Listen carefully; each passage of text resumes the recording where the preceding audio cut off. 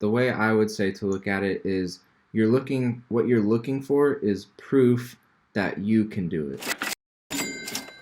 And so what you want to, Okay. and what that means is you want to see that there's several different sellers getting good sales, good revenue with low Mm-hmm. reviews. And when you Okay. find that, and several sellers, I mean 2 to 20 different sellers. Like, but if you can find two, three, four, if you see two, three, four, five sellers that have the right combination of demand and competition, Okay. then that's proof to you that you could also be another one of those sellers.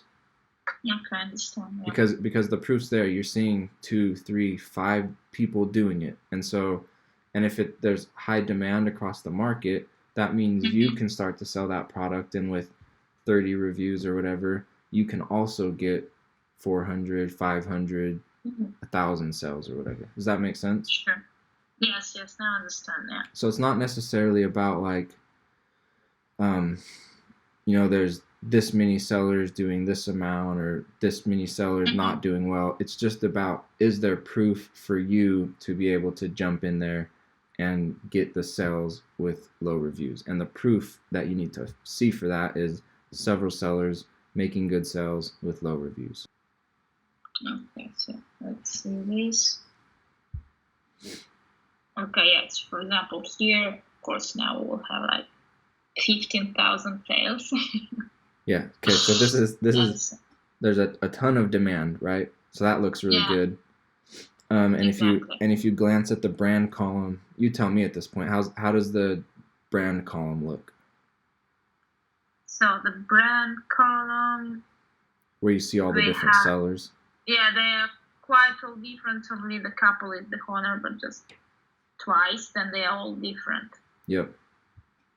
And so Yeah, that's really good. That's they what good. we Yeah. want to see. We're not seeing big brands that are like super common, everybody knows about them brands. These are obviously private label sellers, just someone like me and you slap their own little Mm-hmm. name on it, and there's a bunch of them.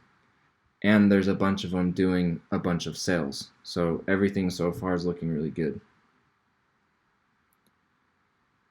Yeah, then some of them have a high review, but still there is, for example, this one with the 14 is doing still 1,800 sales. So boom, you got one person that's proof. So let's see if there's two or three more other people that are proof that that's possible.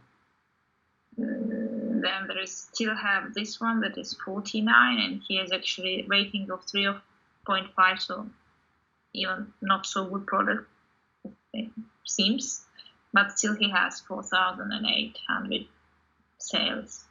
Okay, so we can count that as another person with a different seller with high sales, low That's, reviews. So we've got two pieces of proof so far.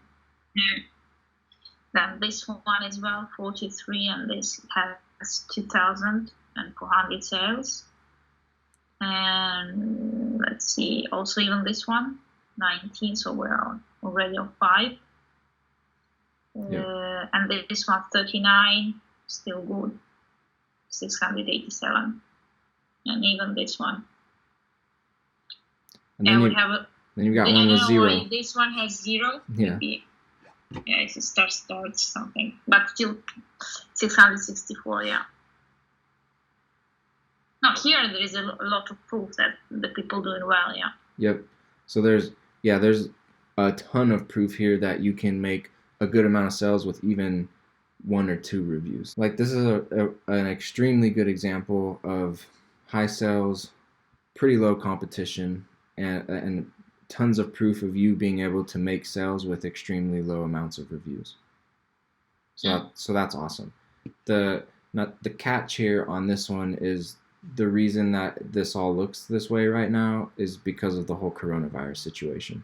Sure. Yeah. And the way we can go in and see that is by looking at all the different sales graphs, which we can, or if you want to, we can look at them. Yeah. But mainly, I just wanted to use this as a good example to show you, like, wow, there's a ton of proof that you can get sales with basically no reviews on this product. But then the next step would be to go, okay, but what's the sales history look like? Is it because there's some sort of trend happening right now, or is this how this product is for like the past year? And if we go in there and look at it and see, yeah, that's just how this product is, like every month of the year, throughout several years, it's just been selling like lots of sales with low reviews. And if that's the case, then that's a product you want to launch. Yeah, so I'm pretty sure, if not on all of them, we'll see that their sales increased a ton right around March, April. Yeah, and so, but with that said, you could launch this product right now and you'll probably make some sales. But then there's a couple more issues. You got to think about the supplier. Like, is your supplier, are you going to be able to get them from your supplier? Is your supplier going to be able to keep supplying you, or are they going to run out? But the main thing I would consider is, okay, you could launch and you just don't know when, because this is obviously a trend for this product, we'll call it. Sure. A trend induced by the virus situation. So is the trend going to die out next month? Is it going to die out in 2 months? Or maybe these things, maybe this product sells like this for the next year, maybe even 2 years. The point is, we have no clue, right? Because it's a trend based on this whole virus thing. And so it's just like, who knows what's going to happen. So you could launch it right now and you could get some sales, you could make some good money, but we just don't know. Maybe next month people just stop buying these because maybe next month they're like, virus isn't an issue anymore. Really hard to say. So the way I would look at this one is I'd go, Q and B is repeating, and they're sitting at the first, third, and fourth spot. So again, what I want to find is proof of 2 or 3 people that are not repeating. They're just that are getting sales at low competition. So I'd look at the Maurer one. Okay, so that's a high review count, so I'm not going to count that as proof. So I'd go down then to the Everbuild. They've got 400 sales. Lots of reviews. Also 412, reviews. Yeah, that doesn't count. SignarBit, 197 sales, 0 reviews. Okay, so there's one person, we could count as proof. 190 sales isn't a ton of sales, but it's equaling 7,400 in revenue. And we haven't touched on profit margins at all, but that's obviously a huge piece of whether or not any of this works. Is you got to go run the numbers and see if you actually can do it profitably. But let's say SignarBit, that's someone getting sales with really low reviews. Ravi Idea, 3 reviews, 189 sales. Generico, same thing, really low reviews. So there's 3 people proving. So I would say I would take that as proof. 3 people right there with really low reviews getting about 200 sales. So that to me says I could launch this product and with 0 to 5 reviews get a couple hundred sales. And so then from there, well, you'd want to analyze the sales graph and see what that looks like. But let's just say it looked good. Then from there, I'd go, okay, so I'd go figure out my profit margin. And then whatever that is, you can just multiply that by about 200 sales a month. And then you can look at it and go, okay, so if I launch this product, I get a couple reviews on it, I'll get a couple hundred sales times my profit margin, and that's how much money I'd potentially make with this product. And then you just decide if that's worth it for you or not. I mean, if you could make, what are these selling for? Like $25?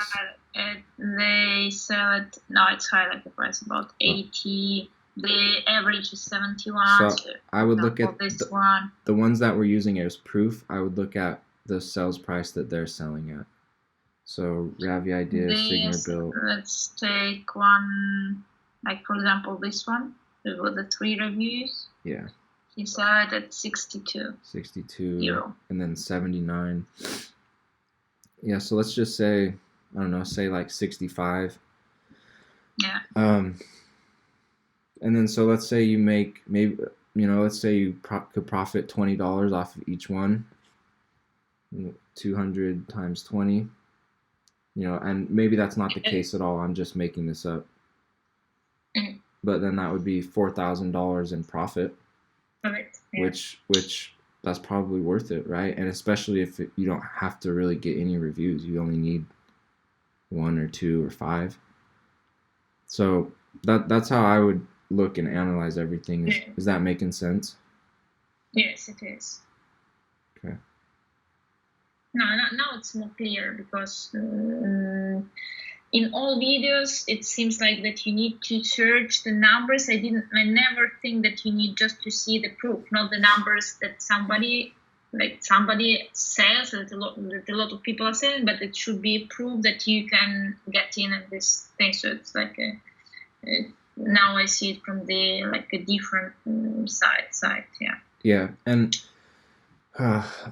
I understand why people say like just try and find these numbers and then that's good, but it makes it hard to I feel like that's a little bit more confusing because then you're just looking for numbers instead of looking for like the proof that you can pull it off, which I think that is the better angle, like you say, to look at things, is just like I need to see that people are doing what I want to do, and if they are, then that means I can do it too.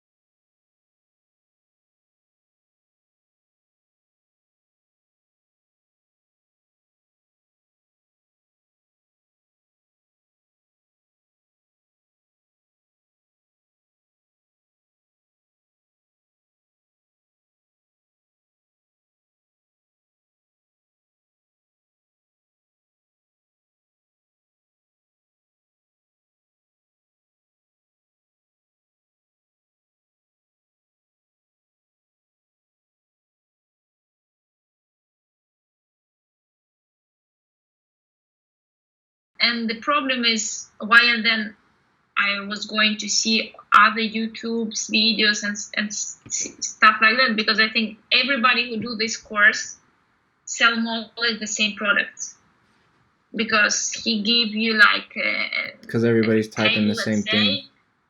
Yeah, because he said put their revenue from like 5,000 to 10,000, price from these heroes to that, and so everybody have the same results. Yeah, that's the problem with that is I don't like when people teach that.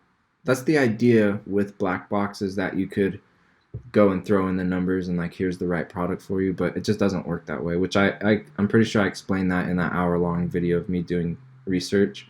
where I'm just like, look, this isn't, you don't just throw numbers in a black box and it spits at you the right product. Like, you always have to take your research onto Amazon and then actually do research there. But yeah, people teach it like it's a like it just works like magic, but it doesn't. You still have to spend a lot of time doing real research.